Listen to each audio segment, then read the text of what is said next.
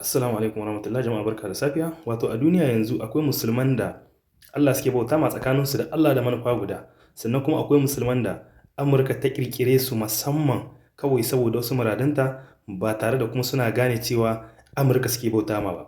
Wato ko da Amurkawa da Yahudawa tunda dai tafiya guda ce sun san cewa babu yadda za a yi musulmi duk lalacewa shi ko ba ya sallah ya yi ittifaki da su akan al'amuran da suke yi.